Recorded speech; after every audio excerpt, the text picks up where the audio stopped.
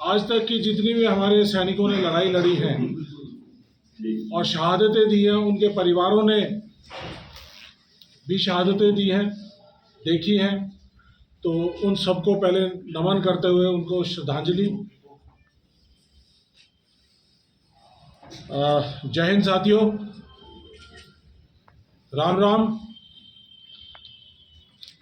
आज का ये जो मुद्दा है, ये बहुत देश की जो परिस्थिति चल रही है, बहुत ही गंभीर परिस्थिति से देश गुजर रहा है। देश के अंदर बेरोजगारी, महंगाई, जाति, धर्म, इस सब के नाम पे जो भेदभाव चल रहा है वो बहुत ही गंभीर है। और ऐसी गंभीर परिस्थितियों के अंदर हमारे नेता राहुल गांधी जी भारत जोड़ो न्याय यात्रा मणिपुर से लेकर और 15 राज्यों से होती हुई है 20 मार्च को मुंबई पहुंचेगी। इस पूरी यात्रा के दौरान मणिपुर में जो 8 महीने से जल रहा है, प्रधानमंत्री को बात करने का और वहां जाने का मौका नहीं मिला, समय नहीं है। 78 दिन तक वो चलता रहा, लेकिन प्रधानमंत्री जी कर्नाटका के चुनाव के अंदर बिजी रहे। उसके बाद नागालैंड, अरुणाचल, असम, ये सब जगह से होते होते अलग अलग जगहों पे अलग अलग मुद्दे हैं। और बेरोजगारी एक सबसे बड़ा मुद्दा है, महंगाई बहुत बड़ा मुद्दा है, महिलाओं के साथ अत्याचार, भेदभाव बहुत बड़ा मुद्दा है, जाति और धर्म का जो भेदभाव है बहुत बड़ा मुद्दा है, किसानों का मुद्दा बहुत बड़ा है। और इसके साथ साथ जो सबसे अहम बात है, अगर हम हैं तो हमारी सेना है, और अगर देश है तो हम हैं। देश मजबूत है तो हम हैं, और अगर देश ही कमज़ोर हो जाएगा या देश की सेना कमज़ोर हो जाएगी तो हमारा क्या बनेगा। आज से 400 साल पहले ईस्ट इंडिया कंपनी आई थी, जिसने देश को गुलाम बना लिया, क्योंकि राजे रजवाड़ों में हमारा देश बटा हुआ था। आज उसी तरह से वही माहौल है। हमारे देश की सभी संवैधानिक संस्थाओं को कमज़ोर किया जा रहा है, और उसकी एक जो सबसे मजबूत कड़ी थी, जो संविधान के साथ बंधी हुई है, देश के राष्ट्रपति के साथ बंधी हुई है, वो किसी भी सरकार की बपौती नहीं है, उसको कमज़ोर करने का काम कर रहे हैं। देश की सुरक्षा से खिलवाड़ है। इस देश की सुरक्षा से अगर खिलवाड़ होगा तो ना तो आप बचेंगे, ना ये जातिवाद बचेगा, ना ये राष्ट्रवाद बचेगा, ना ये धर्म बचेंगे, ना कुछ और बचेगा। तो पहले देश है। मोदी सरकार राष्ट्रवाद की बात करती है, देशभक्ति की बात करती है। वो कैसी देशभक्ति और वो कैसा राष्ट्रवाद कि आप अपनी सेना को कमजोर करने पे लगे हुए हैं। आपने अपनी सेना के अंदर भेदभाव पैदा कर दिया है। आपने अपनी सेना के अंदर क्लास विद इन क्लास एक अलग दर्जे क्रिएट कर दिए हैं। अग्निवीर पैदा करके अग्निपथ स्कीम लेके आए हैं। देश के सैनिकों को बांटने का काम कर दिया। अगर देश के सैनिक बढ़ जाएंगे तो देश की सुरक्षा कौन करेगा। मैं आपसे पूछना चाहता हूं, आज मीडिया कर्मियों से पूछना चाहता हूं, और यहां पे बहुत सारे जो बच्चे और बहुत सारे अभिभावक हैं, फौजी हैं, उनसे पूछना चाहता हूं कि क्या आप अपने देश को कमजोर होते देखना चाहोगे? नहीं। देखना चाहोगे? नहीं। क्या आप अपने देश की सेना को कमजोर होते देखना चाहोगे? नहीं। अगर देश की सेना मजबूत है तो देश मजबूत है। आपको नींद, सुख, चैन और आपकी उन्नति तभी हो सकती है जब हमारे देश के सैनिक सरहदों पर -60 डिग्री से लेके और 60 डिग्री तक के वातावरण में, मौसम में, जहाँ गर्मी से हाथ लोहे पे लगाओ तो चिपक जाते हैं और सियाचिन जैसी जगह में लोहे के ऊपर हाथ रख दो तो स्किन चिपक जाती है, तो ऐसी जगहों पे हमारे सैनिक जो काम करते हैं, उन सैनिकों की, उनके परिवारों की जो कुर्बानियां हैं, शहादतें हैं, उसकी वजह से ही हमें यहाँ पर सुख चैन और अमन की नींद आती है, तभी हम अपने आप को सेफ कह सकते हैं। तो साथियों, ये मुद्दा है अग्निपथ स्कीम 2022 जून में लेके आए मोदी साहब। बहुत सारे बच्चे हमारे साथ यहां पर हैं जो 2019, 20, 21 और 22 जिसमें फौज की और एयरफोर्स की 100 से ज़्यादा भर्तियां थी जिनको निकाला गया। 60 लाख से ज़्यादा बच्चों ने अप्लाई किया। उनमें से 1.5 लाख से ज़्यादा बच्चे ऐसे थे जिन बच्चों का सिलेक्शन हो गया, रिक्रूटमेंट का प्रोसेस कंप्लीट हो गया और उसके बाद ज्वाइनिंग की इंतज़ार कर रहे थे 20 में, 21 में, 22 में, और अचानक एक हथौड़ा मारा जाता है, एक तुगलकी फरमान लाया जाता है मोदी सरकार द्वारा। 15 जून 2022 को हमारे देश के युवाओं के सपनों को चकनाचूर करने वाली अग्निपथ स्कीम को लाया जाता है। और ये बच्चे जो सिलेक्टेड थे, सोच रहे थे कि हम फौज में जाएंगे, कई कई साल से बहुत पैसा खर्च करके गरीब घरों से, किसान परिवारों से आते हैं, और वो बच्चे सपना देख रहे थे कि देश के सैनिक बनेंगे, देश की सुरक्षा के लिए काम करेंगे, देशभक्ति से काम करेंगे। उनके सपने को तोड़ने का काम किया है इस मोदी सरकार ने। और ये बच्चे रातों रात एक तुगलकी फरमान से फिर दोबारा से बेरोजगार हो गए। कहा गया कि इसके बाद जितनी भी भर्तियां होंगी वो सिर्फ अग्निवीर भर्ती किए जाएंगे 4 साल के लिए। आपके इलाके से, मेरे इलाके से, मैं सोनीपत का एक बच्चा हूं जो इस लेवल तक पहुंचा हूं। आप के बहुत सारे नज़दीकी और परिवार वाले ऐसे हैं जो सैनिक परिवारों से आते हैं, पीढ़ी दर पीढ़ी। मैं चौथे पीढ़ी का सैनिक हूं। ऐसे ही आप में से बहुत सारे लोग ऐसे हैं जो कई कई पीढ़ियां जिनकी सेना में आई हैं, और ट्रेडिशन से हम आते थे, हमारा पेशा था, हमारी आर्थिक स्थिति, सामाजिक स्थिति उसी से बनती थी। लेकिन आज वो सपना तोड़ने का काम किया है। स्टेडियम जहां खचाखच भरे होते थे, ट्रेनिंग करते हुए, कई कई सालों की मेहनत करते हुए, वो अचानक खाली हो गए। जो 60 लाख लोग तैयारी कर रहे थे 2022-23 के अंदर, आरटीआई बताती है,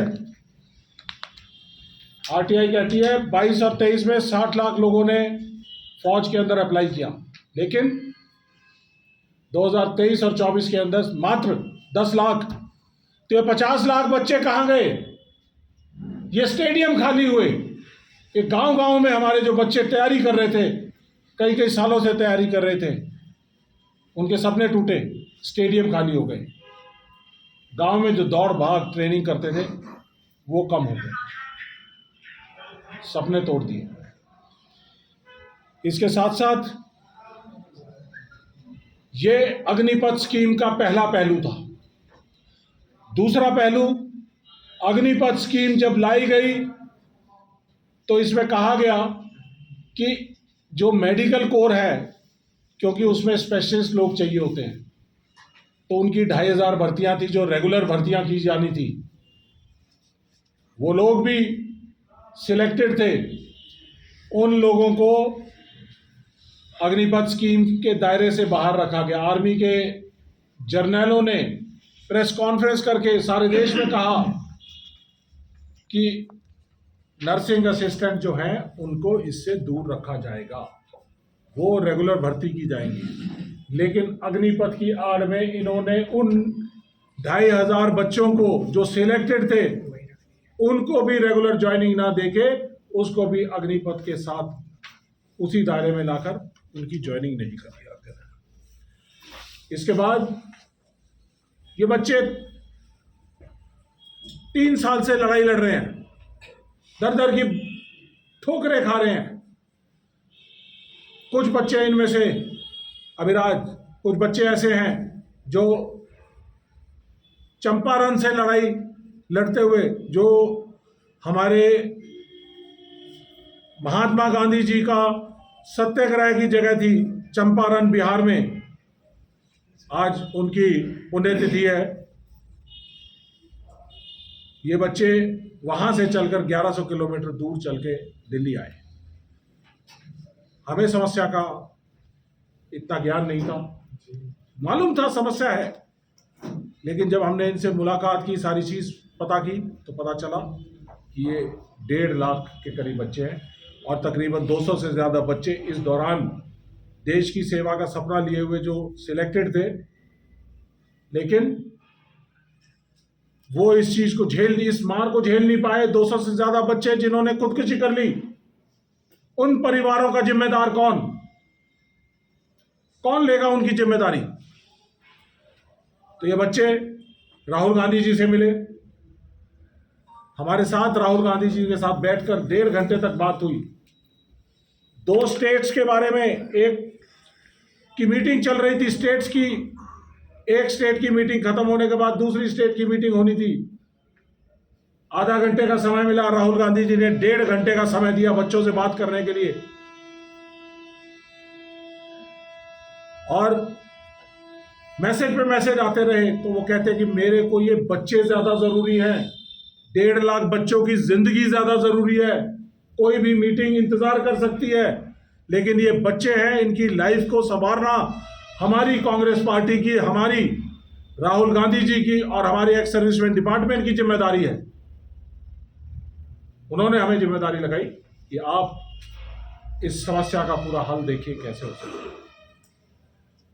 26 दिसंबर को मुलाकात हुई, 2 दिसंबर को हमने प्रेस कॉन्फ्रेंस की, 11 जनवरी को 12 जनवरी को दिल्ली में बहुत बड़ा प्रोटेस्ट किया, 10-12 हज़ार लोग आए जंतर मंतर पर। और उसके बाद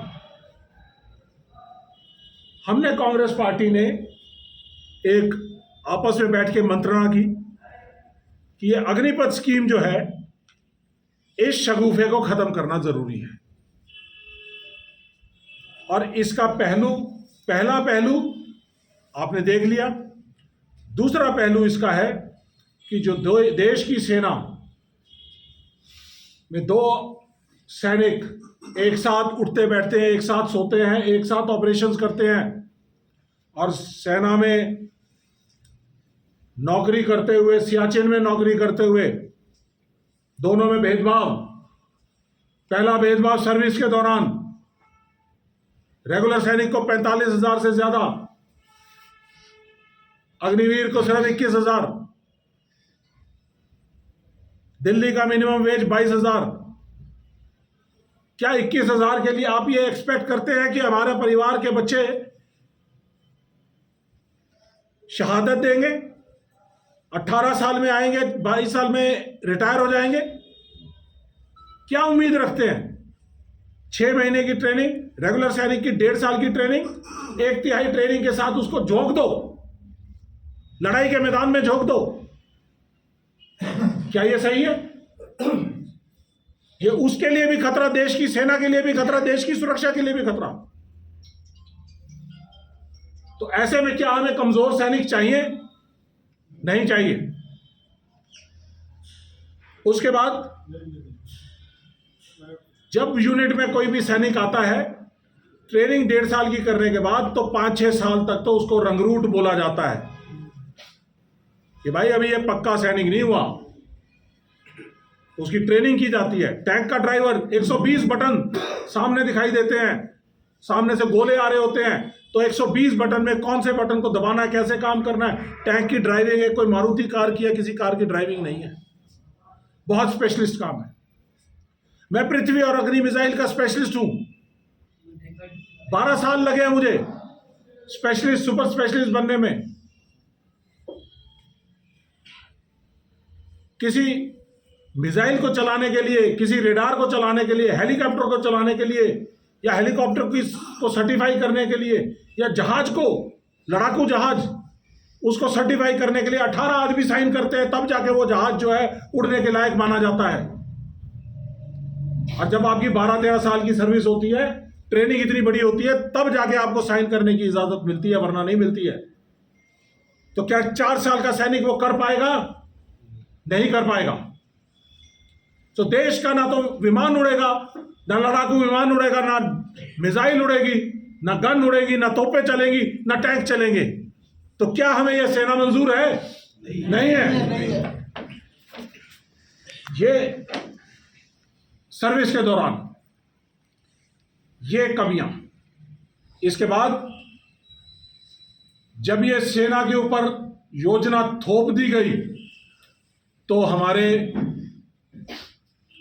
चीफ ऑफ आर्मी उस टाइम के जो जनरल नरवाने साहब थे, उनका अभी किताब उन्होंने लिखी है। उन्होंने कहा कि हम सब चौंक गए कि ये क्या हुआ, कि हमने तो कभी नहीं मांगा था कि 4 साल का सैनिक हमें दे दीजिए, अनट्रेन्ड सैनिक दे दीजिए। उन्होंने कहा था कि देश की रेगुलर सेना के अलावा जो एनसीसी में या कहीं और काम करते हैं बच्चे, उनको भी डिसिप्लिन के तौर पे आगे हम लेके चलें, ताकि साल, 1.5 साल, 2 साल की उनको ट्रेनिंग दें, ताकि एक रिजर्व फोर्स भी तैयार हो। लेकिन मोदी जी ने, ताकि इन बच्चों की, बाकी लोगों की ओल्ड पेंशन स्कीम के लिए लड़ाई लड़ रहे हैं, पेंशनें खत्म कर दी गई सभी सरकारों में, सभी सरकारी नौकरियों में, फौज की नहीं कर पा रहे थे। तो इन्होंने देखा कि ये मौका लगा है, हथौड़ा मारो, देश में रेगुलर सैनिक खत्म करो, भाड़े के सैनिक लेके आइए, ताकि